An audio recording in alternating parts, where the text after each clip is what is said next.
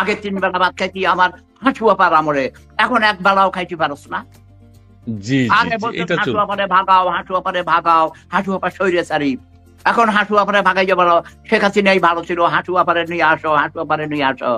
আরে তোরা বাঙালিরা যে তোরা বেঈমান নিমুখারাম, তোরা যে মির্জাফরের বংশ, তোরা জাতির জনক বঙ্গবন্ধু শেখ মুজিব, যার জন্ম না হলে দেশের স্বাধীনতা হতো না, একটা পরাধীন দেশ স্বাধীন হতো না।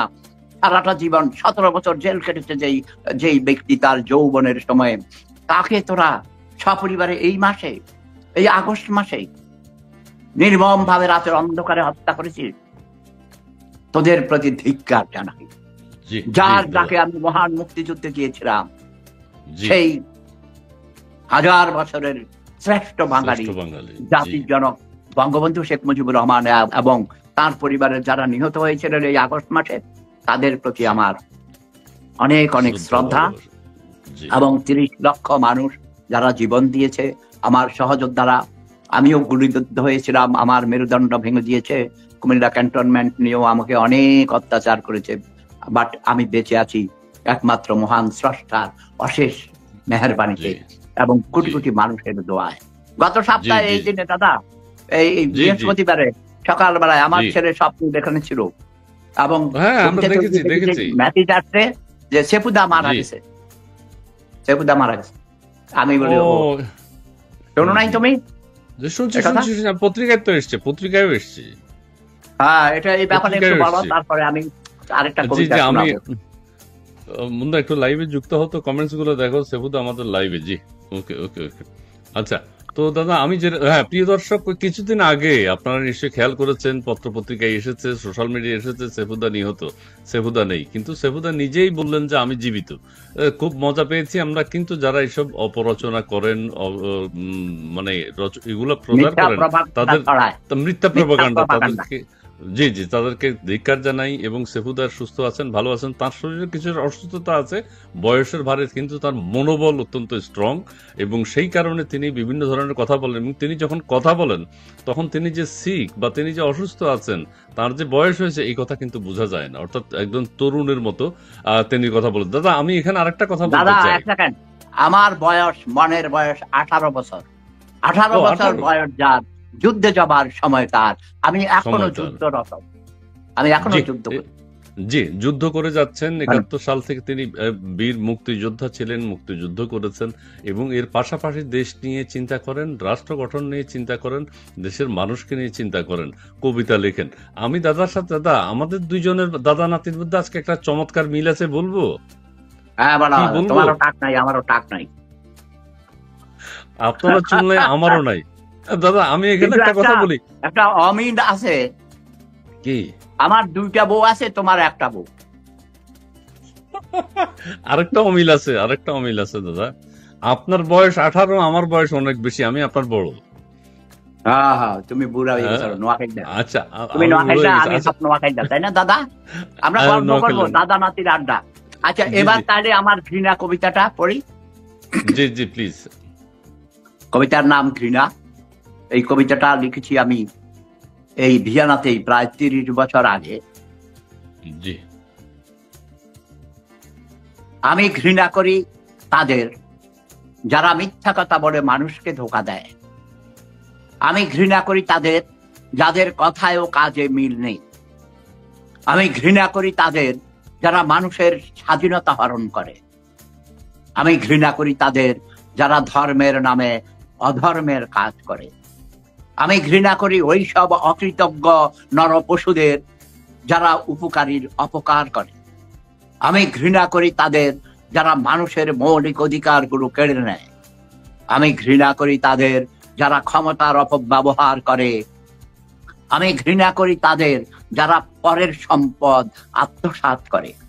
আমি ঘৃণা করি তাদের যারা চিরসত্যকে মিথ্যে বলে চাপিয়ে দেয়। আমি ঘৃণা করি ওই সব বক ধার্মিকদের যারা ধর্মের মুখোশ পরে ব্যক্তি স্বার্থকে চরিতার্থ করে। আমি ঘৃণা করি তাদের যারা মাতৃভূমির স্বাধীনতা যুদ্ধের বিরোধিতা করে, যারা প্রতিপন্ন করে। আমি ঘৃণা করি তাদের যারা ভুয়া মুক্তিযোদ্ধা সেজে প্রকৃত মুক্তিযোদ্ধাদের নামে কলঙ্ক রচনা করে। আমি ঘৃণা করি তাদের যারা মুক্তিযুদ্ধের চেতনাকে ভুলুণ্ঠিত করে। আমি ঘৃণা করি তাদের যারা মুক্তিযুদ্ধের চেতনার নামে নিজেদের ক্ষমতাকে পাকাপোক্ত করে। আমি ঘৃণা করি তাদের যারা মুক্তিকামী বুভুক্ষ মানুষকে নিয়ে পুতুল খেলা খেলে। আমি ঘৃণা করি তাদের যারা ধর্মকে ব্যবসা ও ক্ষমতা দখলের হাতিয়ার হিসেবে ব্যবহার করে।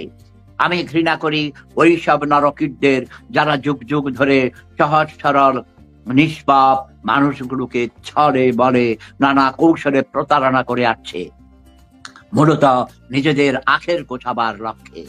আমি ঘৃণা করি ওইসব প্রভুদের যারা সমাজপতি সেজে অবহেলিত, নির্যাতিত, নিপীড়িত, শোষিত, বঞ্চিত তথা পিছিয়ে পড়া জনগোষ্ঠীকে সুকৌশলে ঠেলে দিচ্ছে গভীর অন্ধকারের অতল গহ্বরে। আমি ঘৃণা করি তাদের যারা ভুয়া দেশপ্রেমিক সেজে দেশমাতৃকার স্বাধীনতাকে নিয়ে ছিনিমিনি খেলে। বেশি শক্তি বা পারমাণবিক শক্তি নয়, কলম। কলমই হোক বিশ্বের মুক্তিকামী মানুষের গণযুদ্ধের একমাত্র হাতিয়ার। অনেক অনেক অনেক না না আমার একটু বলতে দেন, দাদা আমার একটু বলতে দেন, আমারে ফ্লোর দেন মাননীয় স্পিকার, আমাকে ফ্লোর দেন মাননীয় স্পিকার। সেলিউট একদম বীর মুক্তিযোদ্ধা হিসেবে আপনাকে সেলিউট, এবং আপনার কবিতা অনেকের ভালো লাগছে, সবার কবিতা ভালো লাগছে, সবাই আপনার এই ভিন্ন রূপটা সম্পর্কে অনেকে অপরিচিত। আমি কিন্তু আরেকটা কথা দাদা ভুল করে ফেলছি, আপনাকে প্রেম সম্রাট বলতে আমি ভুলে গেছি, সরি। প্রেম সাম্রাজ্যের মহান অধিপতি, মহান প্রেম সম্রাট। ক্ষমা করে দেবেন, ক্ষমা। কোনো কিছু লোভ নেই, ধন সম্পদ, টাকা পয়সা, গাড়ি বাড়ি, ক্ষমতা। ডক্টর ইউনূসের মতো ক্ষমতা দখল করে চক্রান্ত করে আমার হাঁটু আপাকে